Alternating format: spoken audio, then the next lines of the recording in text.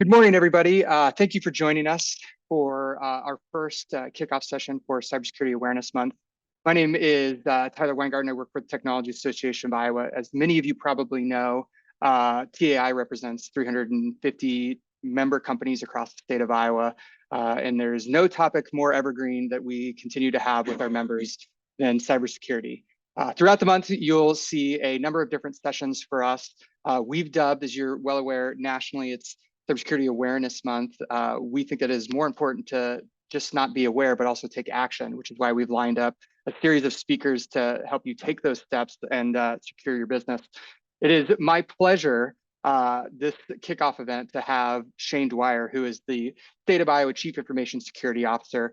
Shane's going to be guiding us through our first presentation today on essential steps needed to develop a robust incident response program that will enable your organization to effectively handle cyber crises when they occur. Very well thought out presentation. I've actually seen this one before, and I will say that the OCIO's office, not only for the citizens, but for the businesses in the state, have a lot of services and opportunities to provide. So with that, I will turn it over to Shane. Shane, thank you so much for doing this. Looking forward to your presentation. Thank you very much, and thank you for the opportunity to speak here today. I'm going to be going through a number of different slides, and as you're thinking about this, I want you to think about how does this apply for your organization. Cybersecurity Awareness Month is a critical part of our world where we want to really focus on helping our workforce members, helping our communities, and helping whoever we work with understand cybersecurity at a more broad level and actions that they can take overall. I want to start us off with a story. I started my career in the United States Air Force. 20-year-old me, 18-year-old me, I was trained as an operations manager. Pretty much it's maintaining operations and also maintaining crises. In my role, in peacetime, I would manage about $300 million of operations and about 50,000 military members, supporting them overall at my base. When I went deployed, I would essentially go and do something called force bed down. And what that means is we would go into a location, we would build an airfield, and then we would prepare for something called projection in force. And what that means is planes would touch down, more troops would come in, and we would go and establish our own security perimeters. We would establish our own communications relays so we can communicate with our home stations. And we would have to provide food, buildings, places to sleep, everything. As you can imagine, there were a lot of adversaries that could potentially want to do damage to you overall. So crisis management was a big part of what I did every day in that role. The pictures you see in front of us is really one of those forward range locations that we were at. The picture on the left is what it looks on a day-to-day basis. It's really sunny outside in the desert in that area. On the right-hand side is a disaster that ended up happening and what it looks like during a sandstorm. I specifically remember the sandstorm was going as about 90 mile an hour winds. It was flipping over planes that weren't tied down. It was doing damage to the facilities. We lost our communications overall. And it was really that first point in my life that I realized all the training the military put me through helped me be successful in that. I specifically remember walking to the car and driving to where I had to work in that location. And the wind was literally picking me and my coworker up. And when we got there, there was about $9 million of damages that occurred. 20-year-old me, kind of looking back at that was the first time that I was able to put in play a couple different key points. You want to try and mitigate incidents before they occur. Mitigation is the best thing you can do. You want to have pre-established contacts during an emergency. Trying to find those in real time is extremely difficult. And you need to effectively communicate and collaborate with all your partners overall. Those theories and that training has helped me as I transitioned into state practicing and the work that I do every day here in Iowa. When I think about cyber practitioners, I think about them in the context of they're going to help you get to yes and not tell you no. They're going to think about it's okay to disagree, but you need to be able to walk through those disagreements and escalate issues. In my current role, I am the principal executive for cybersecurity in the state. We do support the state broadly in defending against foreign and domestic cyber threats. We do foster a culture of cybersecurity across the board and think about commoditization of those overall services. I also participate at a national level at the National Association of CIOs and National Governors Association for Cybersecurity. Department of Management Office of the CIO, we do serve all three branches of government. We can serve counties, cities, educational institutes, and not-for-profits across the state.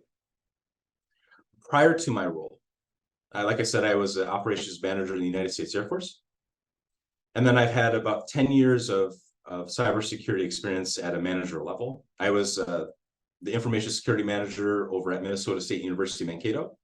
And then the first CISO at the Wisconsin Department of Health Services, where I built their program over 6 years. As you think about my background, and as we're discussing these key points, I'm not a traditional CISO. I came from the business area and operational side. I didn't start in tech, but I grew into tech as I went through school, got my bachelor's degree, got all my certifications. And over the past 10 years, I have anywhere between 2 and 3,000 security incidents under my belt. And when I say security incidents, I'm specifically referring to catastrophic security incidents, ones that would pretty much shut down the business, right? It would stop business operations. As I reflect on the past 20 years of my career, I want you to think about these key points that are up here. Now, these practices may not make sense for you. And if they do make sense, think about how you would implement them. What we're doing in Iowa is not everything you should be doing. Or maybe there's key points you can pull out of that. So our teams, generally speaking, we want them to pay attention to the environment. We want them to have situational awareness. We want them to be prepared and trained for crises. And I think most importantly, we want to have documented processes. And when I reflect on IT over the past 20 years, I think that's something that we're not very good at. We're not very good at building documented processes and really building out that institutional knowledge. So we're doing things in a repeatable fashion. In my experience, technologists, they try and just create a couple bullet points, or maybe there's a document that they don't share with other people. So we have to make that a focus overall to build up that institutional knowledge and that documentation. I would also say that focusing on, coalitions and open communications, understanding baseline words of art and words that we use in the profession is critical for all team members, not just cybersecurity professionals. And we also want to focus on what are the two major areas that help guide us in the things that we should be doing. So there's two terms that I want to highlight very specifically. The first one is due care. So have we established the right policies and procedures to keep our organization safe and out of trouble? The second is due diligence. Are the staff members who understand our due care executing those policies and procedures at a local level? So if we can answer the question yes to those two, we're doing pretty good. We're pretty defensible from an organizational standpoint. And that's really the foundation of everything I'll be talking about here today. In the state of Iowa, we are a little different. So we, as far as I know, are the only state that has converged both infrastructure and information security. So both of those functions do live within my purview of responsibility. The Venn diagram on the right is a representation of things that I think about every day in my role as CISO. This means that cybersecurity is not the center of the universe, but it has a direct relationship between the business, the technology, and legal functions. And there are bridge points between privacy that's expected of our organizations, assurance and/or the auditing that we have to do to ensure that the right practices are in place, and the management of risk overall in your organizations. it's really important to really help bring those and converge those different areas. And oftentimes I've seen that there are silos in those areas that make it very difficult to navigate cyber incidents, proactive defenses, and overall general business practices. I would highlight, and this is a metric from the Verizon report, that 70% of all compromises are due to human error. And as I was coming in September of 21 to the state of Iowa and becoming the CISO here, I really did a lot of intake thinking about what are the most important things for us as a state as we think about pillars, things we should be focusing on, things that are important for us and for the business. And with that 70% of compromises in the back of my mind, this is what we really came up with. From the state of Iowa perspective, at the very top of the house is really the executive branch approach to government overall. We take those key components and we think about how those apply to cybersecurity. So we need all people, not only across our agencies, our local governments, but our communities, to value digital citizenship. And what I mean by that is we want to create a culture where people communicate, these are the threats that are out here. We want to educate workforce members. We want to educate citizens. These are the threats that they face every day. This is what it means to be scammed. This is what it means to be phished. This is what it means to have a secure system so you can do your day-to-day lives. We want to build up education around that area. We want to focus on metrics. We want to move away from a term in the industry that I call fear, uncertainty, and doubt. We don't want to scare people. We want to focus on creating clear measurements so we take away the guess game as much as possible. That helps us change culture and reduce the fear overall as it relates to cybersecurity. We want to focus on being employee focused.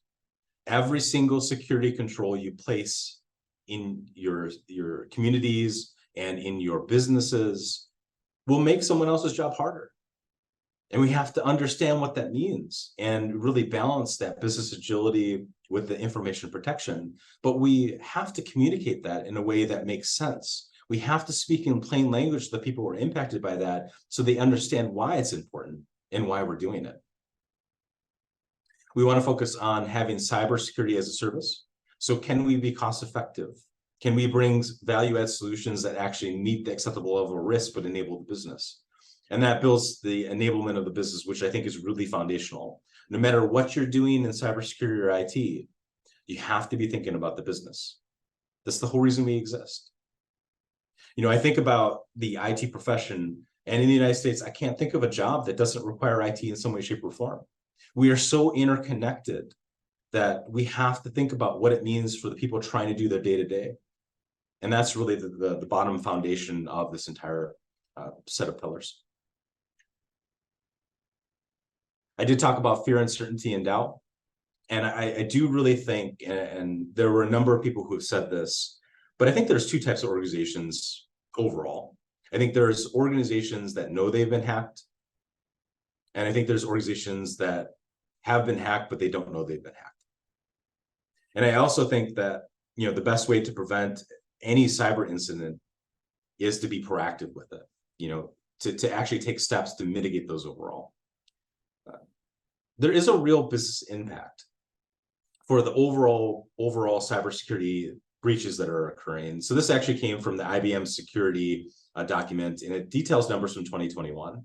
And what this means is, if you have a single breach, you should expect to lose 26,000 records as of 2021. If that's a loss of $161 per record, you're expecting to lose $4.24 million in organization in some way, shape, or form across that spectrum of organization. So we can actually tie a real tangible amount to the numbers and the risks that we have overall. With that, I do want to say there's hope, right? There are certain things you can do to reduce that per capita cost, that $161. So just having an incident response team, for example, will reduce your costs per capita per record if there's a loss by $14. If you're using encryption, it will reduce it by $13 per record.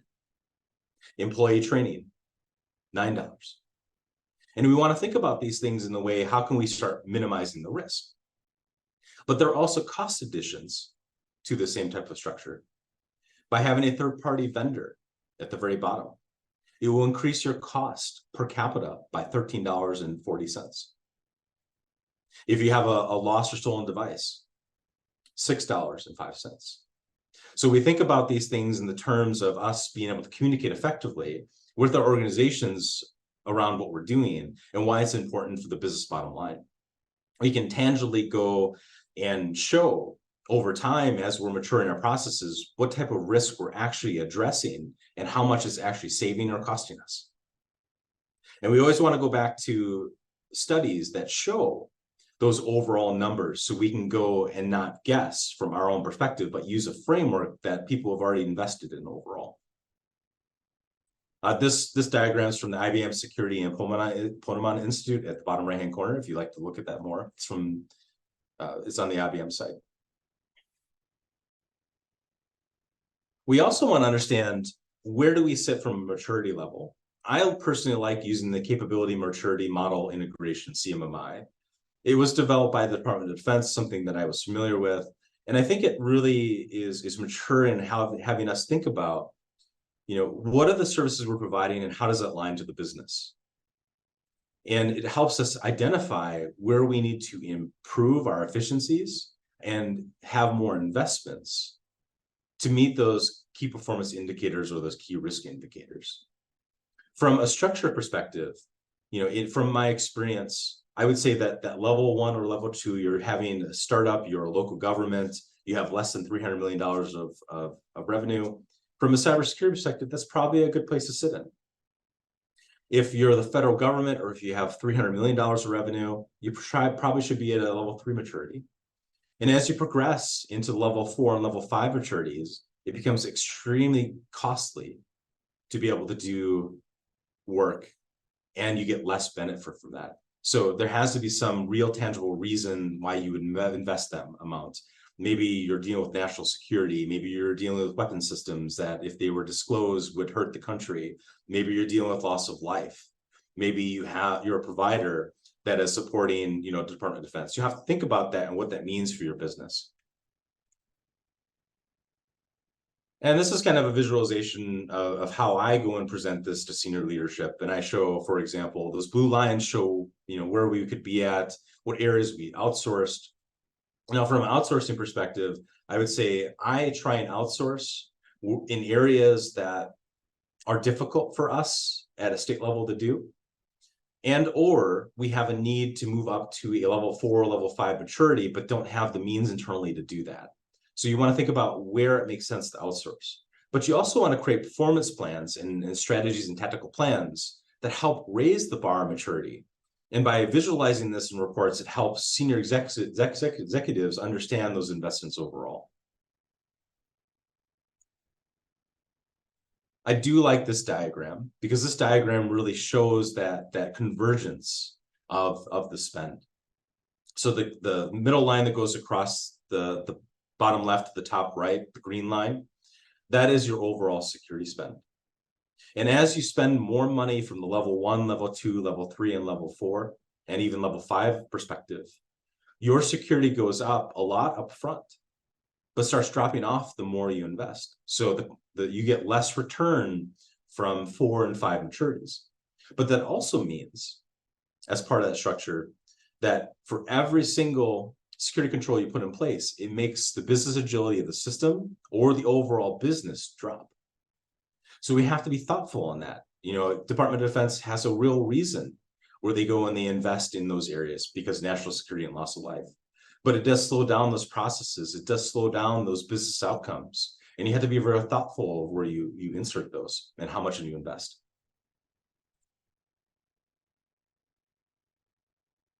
And now we move into kind of the meat and potatoes of what does it mean for incident response now that we've set a baseline within those areas. So in my world, because I have infrastructure and cybersecurity, I have to think about not only the business, but the cybersecurity incident response broadly. And what I've learned over the past 20 years through my firmware training and those 3,000 catastrophic security incidents is each one of these different areas could kick off another area. So for example, if you have a cyber incident and you're instituting your computer security incident response plan, that could result in you losing a system because of ransomware, for example. So that means that you're actually going through IT disaster recovery. And if you can't restore the systems, that would also kick off a business continuity plan. Maybe you've lost all the network equipment in those areas, and now you have to relocate people. That will also kick off a coup. Well, those same things are true kind of moving from plan to plan. And there's a lot of literature, both at the federal and state levels, that talk about those plans need to be very similar. And they need to be built off a common structure where you can traverse across each one of those and you're not stepping each other's toes. So we go back to, we want to have good communication channels. We want to know who's responsible for things. We want to know who to call when bad things happen. And we don't want to do that in crisis. So we want to spend time and we want to document those processes. I have some frameworks up here that we use and I've used over my career. I am a big firm believer on using NIMS. And what NIMS is essentially a command and control structure that allows you to think about, if you have a business outage, your CEO or maybe a VP may be the incident commander. Or maybe it's something so small, maybe it's just the CIO or CISO who's the incident commander. But if something grows to be bigger, then you have to have a command structure where there's a single decision point for any major disruption, disaster, or cybersecurity incident. And depending on scale and scope, you want to have those delegations detailed. We think about NIST Specialty Publication 853, Revision 4, around the general expectations that we have for our systems from an IT and cybersecurity perspective. We are heavily regulated in our area, and we think about that a lot. You could potentially use ISO or other frameworks if you have international business as part of that and just replace those one for one. We also focus a lot on 861, which details how do we navigate cybersecurity incidents. And we do that with the NIST documentation because we are heavily regulated overall. It helps create a framework where we follow and we ensure that we've hit all the steps. You can look at 2731 for disaster recovery and business continuity plan. And then the other one that I'll reference here in this presentation is electronic discovery reference model. When we do things in cybersecurity and information security, we want to do things first and foremost. What are our legal obligations? And what are our regulatory obligations? So at the state level, and in my experience over the past 20 years, here are some examples, and I'll walk us through those. So you have certain legal outcomes that you're expected to follow. A good example at a federal level would be HIPAA. So when you go to a hospital, you are disclosing your healthcare data, and that's covered under 45 CFR, which is a subpart of in HIPAA. And what that says is there's certain provisions you have to meet within your organization to handle HIPAA data. Well, there are other laws that are out there, like in those regards. From a regulatory standpoint, a lot of the federal regulation generates from FISMA. And even though it's not a direct law for the state in many organizations, those federal entities then bind us through those federal laws through contract. Those computer matching agreements, those MCAs, or whatever it may be, are the regulations saying that if you're going to interconnect to our system or have that data, we're expecting you to follow X, Y, and Z to be able to do that. So we call those regulation in those regards because they are reported up to the feds and ultimately to lawmakers on a quarterly basis, the federal government.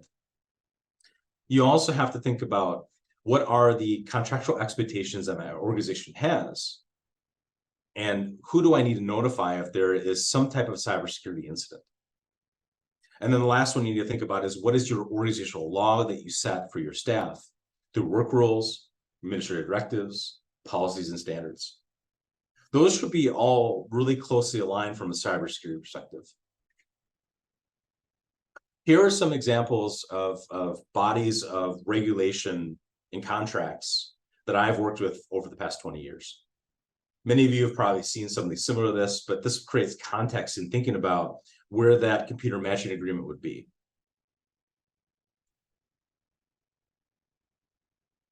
And then as we think about all of those bodies, we want to create certain terms, right? We want to make sure that everyone in our organization are using the same terms because some of them actually have legal impacts. So the computer security incident response plan is your organization's plan when there's a cyber activity. And I'll talk about the cyber activities in a second. You want to understand who your incident response team is when something goes wrong. And if you have a SOC, you want to have those pre-identified, and you want that common terminology detailed across the board. From a cyber incident response team perspective, I think about things in two different areas as we're doing initial investigation. The first is an indicator incident. So an indicator incident is essentially something that is occurring now. So if I have a threat actor who is coming in and trying to penetrate my systems, that is an indicator. We haven't noticed that they've actually were successful in penetrating, but we investigate that from that perspective. A precursor is something that we think will be happening. Maybe it's threat intelligence that details that attacker is looking at us, and we prepare from that perspective. And in these regards, for indicators and precursors, our legal obligation is to investigate those. So we also think about the terms security incident, security breach, privacy incident, and privacy breach. And those are important because when you call it those things, in the world of HIPAA, when you call something a privacy incident or a security incident or a security breach or privacy breach, you have a legal obligation to do something. So in the HIPAA world, that means that if you have under 500 records, you have to go and do annual reporting to the Office of Civil Rights under federal HHS. If you have over 500 records, you have to notify the Office of Civil Rights within 60 days of the breach that occurred and have done an entire investigation related to it and mitigated the risk. And you can apply that to federal law, you can apply that to state law, you can apply that to really any one of those structures, any contracts you have, the regulation. Terms matter, absolutely matter. So a good example of some of these is we were working with an organization at one point in time, and we got a notification at 6 o'clock in the morning that there was a W3 process that was running, which is an IAS worker process. Our tools actually identified at 6:08, and our team were following up, trying to figure out what was going on. And we saw that the W3 WP process did a ping.exe. At 6:10, that threat actor went and installed AnyDesk onto the system. At 6:15, they created a local admin credential. At 6:30, they did an LSAS dump and dumped all the passwords in memory. And what that means is any account that was logged in, you can dump that information and extract that in clear text. By 7 o'clock, we had made contact with that organization's IT team. We got on to the terminals, we were looking at these systems together, and we immediately started going through and identifying where they were at, terminating accounts and sessions. We blocked those systems from the internet to make sure the threat actor couldn't keep on going through. It turns out that threat actor was Conti ransomware.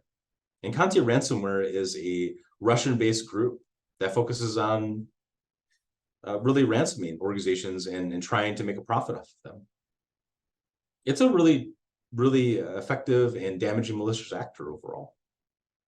And if we were, a few hours later in that case, they probably could have deployed ransomware across the entire environment and then demanded a payment as part of those processes. In that regards, we saved that organization between $1 and $4 million. It was a big deal. As I was going through and trying to identify what were the causes of that, and that's part of the incident response, how were they able to be successful? We found that there was a third-party vendor that wasn't performing. We found that system admins weren't appropriate limiting domain administrative accounts or just general accounts. Cyber hygiene, patching, and configuration was an issue. There was not multi-factor authentication in those regards. And in that world, we also brought in our law enforcement to help us navigate that. So that initial from 6 o'clock until 7 was us investigating an indicator. And when we saw a threat actor actually got unauthorized access, I declared it as the CISO a security incident. And now we have legal things we have to do as a part of that. As you think about your organizations, there's some things I want you to think about. And these are really risk-based, these are operational-based, and this is supposed to spark conversation within your organizations. Do you store a lot of information in your organization? Do you have emails from 1999? Do you have files from 1999? A threat actor, if they get access to your system, will be able to take all of that. So you want to think about, can I get rid of data? Can I minimize my risk overall? And then the cost of maintaining the data in those systems is also expensive many times. So you want to ask that question first. And then if you don't have retention schedules, you want to work with teams to do that. I recommend working with your business, your IT teams, your legal teams, and your risk and regulatory teams to do that. You want to ask your organization, do I have a business continuity plan, a disaster recovery plan, an incident response plan? And if you have components of that, I would spend some time in bringing those all together. And think about it this way. If you have a plan that's digital and you're ransomed, you don't have a plan anymore. You have to print it off. You have to have it somewhere in a safe that if you lose your systems, you can actually go back to that plan and start right away when you have nothing. Do your IT teams truly understand the business processes? And in particular, there was an organization I went into, and this one's extremely critical, that went through a ransomware attack. And I was there on day one helping them navigate this. And I quickly identified that IT didn't understand the business. The business didn't understand the business. And they were reliant on systems that were built over 20 years. So they didn't have processes to go back on. And what I had to do in that situation is I had to sit down with 20 executives in a room and whiteboard with them. And essentially we had to go and try and figure out, what are the most critical services we need to stand up? What do we need to do to make sure that we can establish operations? And in my experience, there are a couple of things that are most critical. The first is, can I pay my people? If you can't pay your people, they're not going to come in. The second is, can I pay my bills? You don't want your utilities to be shut off. The third is, can I communicate over a phone? And the fourth is, can I communicate over email? If you can't establish those four processes, then your organization screeches to a halt. In that situation, it took us 5 days to restore those four things. Imagine what that would do to your business, your organization. And that's why it's so important to focus on these areas. And for your IT teams and your business teams to be in sync together. You need to ask the question, do you have documented workflows? Do you have architecture diagrams? If you lost everything, would you be able to go back and detail how those were built? If you lost your backups, how would you rebuild those from scratch? And then do you truly understand your data mapping, your data inventory, and the data you actually have? So if a threat actor goes in and ransoms all your systems, it is highly likely that they also stole all of your data too. So now you're gonna have to go back and think about and talk with your lawyers and figure out, what are my legal obligations for reporting? And if you don't have that data, then you're just guessing. And that will delay any mandatory reporting under law. You know, you might not be able to meet if you're a healthcare organization that's 60 days. And you're going to have to invest in outside counsel and outside staff more than what you would normally have to, just to be able to solve that problem.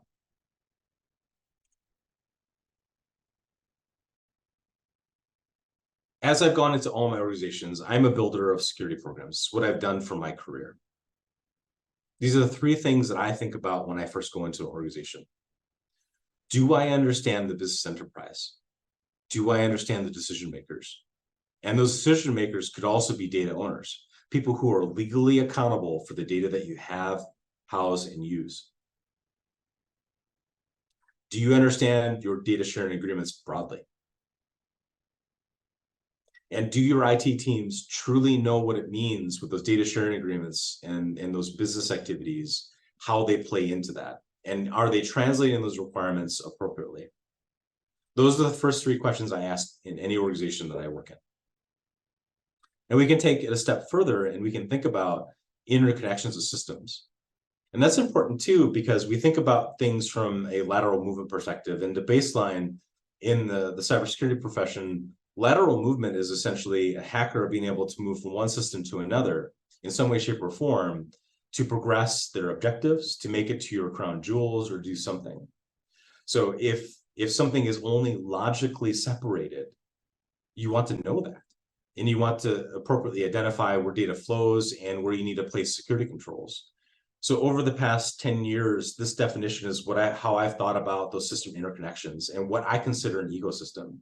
So two different systems, could be two servers that are talking to each other. If there is some type of answer response that the system talks through, if there's some type of information that's passed across, or if there's any sending, receiving, or sharing that happens, that is a risk from a hacking perspective, but it also is a scoping activity, because that essentially puts those regulatory and those legal bodies together. So if I have a HIPAA system that's interfacing with a non-HIPAA system and is passing information, you could potentially say that that system is in scope for HIPAA. And if that system got compromised, then lateral movement can move in there. So a lot of your regulators and your laws will detail that system interconnection, the ecosystem, that security authorized boundary is that demarc for that information.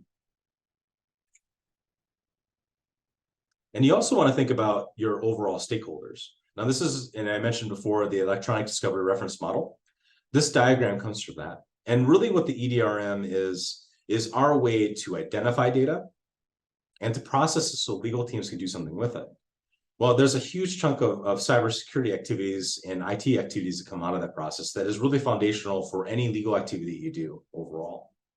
So as you're identifying stakeholders for any of these activities, you want to identify the business teams, people who understand why you guys exist. What are the business outcomes they're trying to achieve? You want to understand who the technologists are, who has the knowledge of the tools, infrastructure that can help enable the business.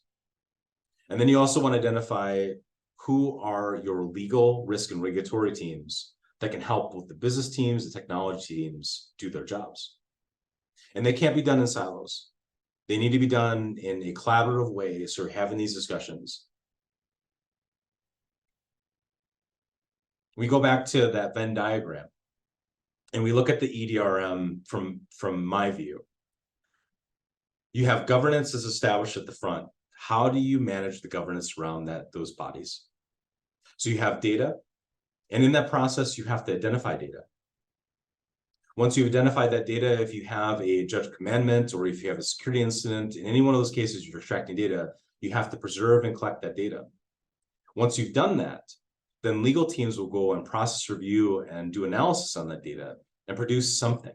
Now, in a cyber breach, that means that they're looking at the data that was compromised and your legal obligations around that. So you can take your open records request process, you can take your e-discovery process that you have in your organizations, and you can apply that same process through cybersecurity work. And it's really important to think about who are all the players in that world. What I have found in my 20 years is you have IT staff who are transitioning into the legal field, which can be problematic. And you have legal staff that are transitioning into the IT realm. You want to have clear roles and responsibilities between each one of these different areas. And I would recommend looking at edrm.net at some of the documentation they have there. It's a pretty old framework, and a lot of organizations use it overall. It's a really good thing to look at overall when you're building out these processes or even looking to enhance your processes. From a data classification standpoint, we talked about identifying your data. This is the way that I look at data as we think about multiple disciplines. So on the left-hand side is the way that the business would look at that data, right? So you have public data that might be on your website that everyone in the world can see. You have that second tier, which is PII, protected identifiable information, and protected health information, which is primarily confidential in most cases. You may have statisticians that go and de-identify data that make it unrestricted and unidentifiable. That's okay too, but you want to think about it in that context.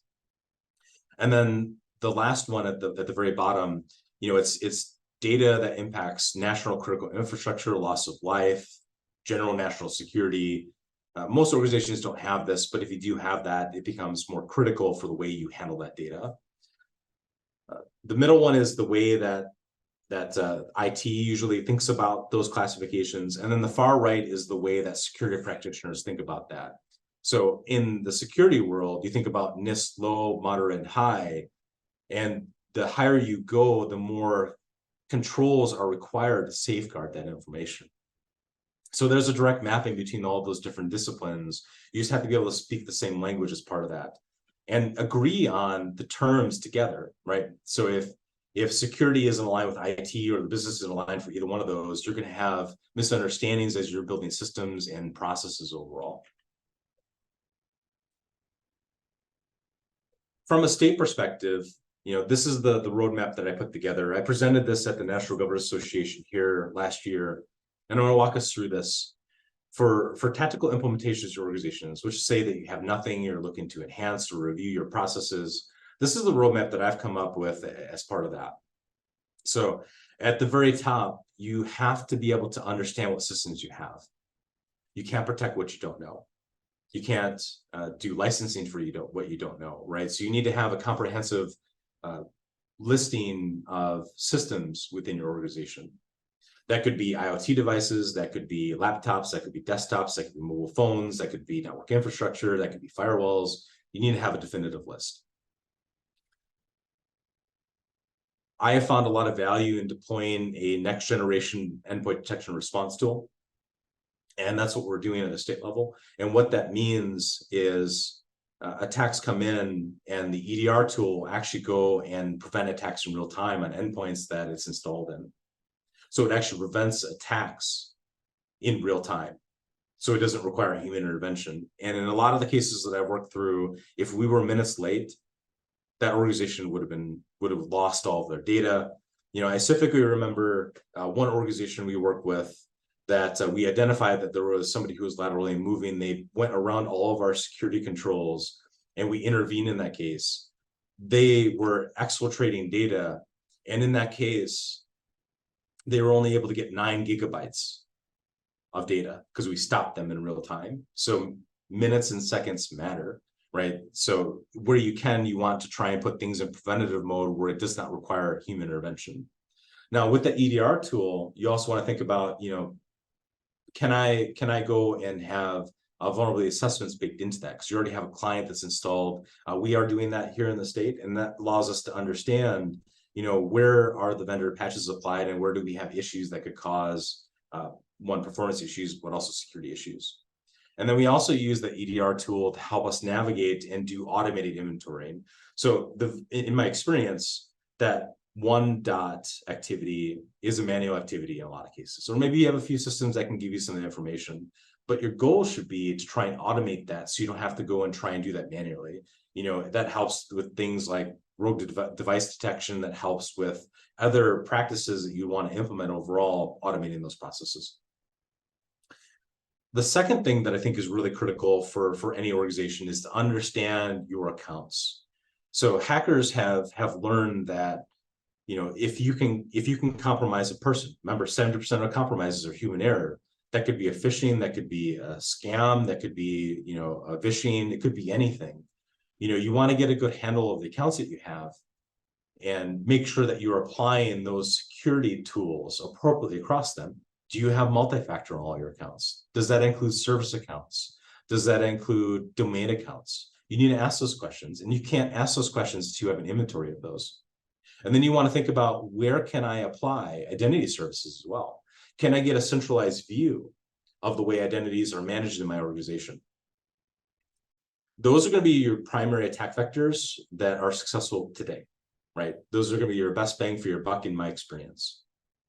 Then you can start thinking about, do I want to establish layer 7 website protection? Do I want to establish API protection, SaaS protection, look at protocols and services on systems? I mean, those are things that are good, but I would say 1 through 2 are a higher priority in my professional opinion.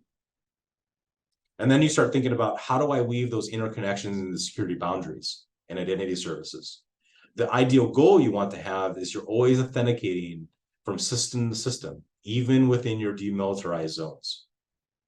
And then number 3 is, you want to monitor those ecosystems, those security boundaries. This is a visualization of how that all comes together. So at the very top, you have somebody who's coming in, and they come into some standardized gateway, either a VPN, some kind of website, some VDI solution, where possible, you apply a layer 7 firewall to that. For us, it goes into identity service, Okta. And if you look at the right-hand side, we have our Workday, which is our identities. So that's the way we manage identities. And then the 3 other buckets are the 3 that we don't have today, but there are things that we're thinking about and talking about. We want to have legal identities overall, right? So we want to understand from the business, from HR, from our contracting teams, who are the people that are coming into our environments, and do they have a legitimate identity? We want to make sure that as they are passed through that identity as a service, that they're always authenticated. And anytime they move from any system to system, they're also authenticating. Now, what that does is on the left-hand side, it allows us to really build zero trust. So that means that we trust no system in any way, shape, or form unless we preconditioned it so. That allows us to look for anomalies, look at the baseline, and look for things that don't look right. Do we see someone who's trying to laterally move through RDP? We can pull those things out, and we do that through the bottom, and that's creating a data lake, feeding those into your SIMs, and then having a security team write rules or establish anomaly monitoring and intervene in those cases. So thinking about all this together, this is the way I think about it. And this isn't comprehensive. This is just to give a high-level view of the things you should be thinking about. And then as part of that process, you also want to think about what are your processes, and do you have documented playbooks in the cybersecurity front? So here is an example of one of those playbooks. So when we're going through containment eradication and response, I need to know that my SOC operators are functioning the same way every single time. Now, that's important not only to ensure all steps are taken in consistency, right, and training and all of that, but it's also extremely critical, if you are commanded by a judge to produce your outputs for your incident response, if you have to testify at a grand jury, if you have to testify at an arbitration or with law enforcement, you want to have a standardized process. And this is really critical because it moves that testimony from those technicians to the decision makers. So instead of a opposing counsel asking why staff didn't follow your procedure, they're asking me the question, why did you establish that procedure the way you did? And we want organizations, at least from my perspective, to go to the latter, right? I want those entities to ask me those questions. So in those regards, are your teams doing things consistently from a cybersecurity front? Are your vendors doing things consistently? Do you have detailed steps and outcomes? And can you see those? You want to ask those questions. Now, these same processes and same structures can be applied to privacy response. It can be applied to firewall anomalies. It can be applied to anything. Creating a standardized playbook is really critical in any crisis. And cybersecurity incident is a mini crisis or a large crisis. So things we've been doing at a state level and kind of transforming the state. So if you are a local government, if you are a K through 12, a not-for-profit, or an agency, you're eligible for things we're doing here. But as you think about this, if you're not eligible, you should identify somebody who can provide this service for you, as a vendor or someone else. And in these next slide, kind of think about have you think about those different aspects. So we in the state launched a 24/7, 365 security operations center on April 4th, 2022. And what that allows us to do is look at the whole state where we have all of our tools deployed, and allows us to see what's going on so we can intervene as attackers are targeting organizations. It also helps us identify cyber threat intelligence. So is a attacker targeting Iowa, a city, a county, a government organization, a not-for-profit we're supporting? We have best effort to try and get that information out to the people who are impacted. But the second part is we can also look at those environments and see where vulnerabilities may exist that hackers can use. So our Security Operations Center is really fundamental in responding to threats and being proactive in trying to identify threats that could turn into security incidents. We also deployed an EDR tool that allows us to remove human intervention and stop attacks in real time. That's on computers, that's on servers, and it also allows us to match cyber threat intelligence, the tools that we have. So if an adversary is trying to come in, we can usually look at the tactics and identify who that adversary is, and maybe even detail what their intent is. So those tools really help round out some of the different processes we have from a cybersecurity perspective and what we do in the SOC. We have this last year formalized our cyber incident response team. That's essentially a team that comes together when there's a major crisis. And we do have a presence of security tools across all 99 counties. We are focusing on supporting our counties and cities and working through that. We also, and going back to the cyber incident response team, we have a team that we stood up that really supports SLTT governments. And what that means is, if we receive a call that somebody is a victim of a ransomware attack of organizations we can support, I can call on uniformed service members. I can call on emergency managers. I can call on law enforcement, and we can come together and we can respond to the threats that are happening throughout the state together. And that's important because, when I first came here, we were doing things in silos and we weren't talking. There's a lot of experience and expertise that's available across the state. And this is a means where we can call on them so we can quickly restore communities, we can quickly restore, organizations so they get back to their business where possible.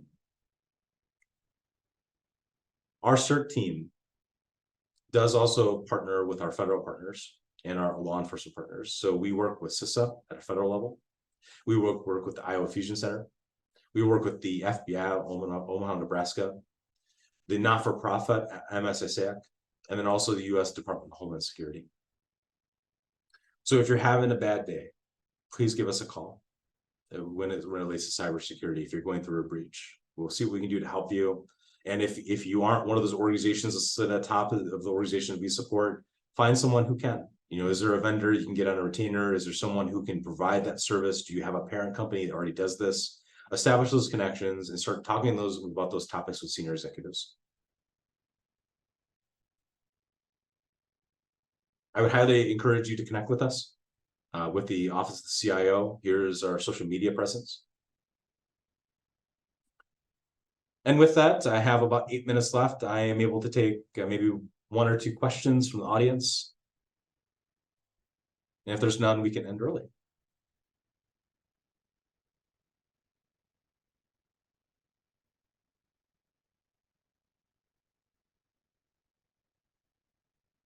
Well, Shane, I want to thank you for your time today and your insights. I think very well said at the end there. If the state is not somebody that can applicably help you, reach out, find the people who can, and that's exactly what we're trying to achieve with Cybersecurity Action Month. With that in mind, you have Shane's office's information here. They are an excellent resource. I highly encourage you to follow them on social media and comb through those. As well as at technologyiowa.org under our events page, we have all of our month-long presenters for the Cybersecurity Action Month. These are individuals, service providers, thought leaders who sit in every corner of the state that are ready to serve and help your organizations. As you so well said, Shane, if you're having a bad day. With that, I want to thank everybody for their time. I want to thank Shane one more time, as well as Jesse and Gloria for helping orchestrate this. We truly appreciate the state of Iowa's commitment to cybersecurity and everything that you do. We'll look forward to seeing you guys at future events throughout the month. If you have any questions, feel free to reach out to me, Tyler Weingarten. My email is tyler@technologyiowa.org, and we will see you guys at the next event. Thank you so much, everybody.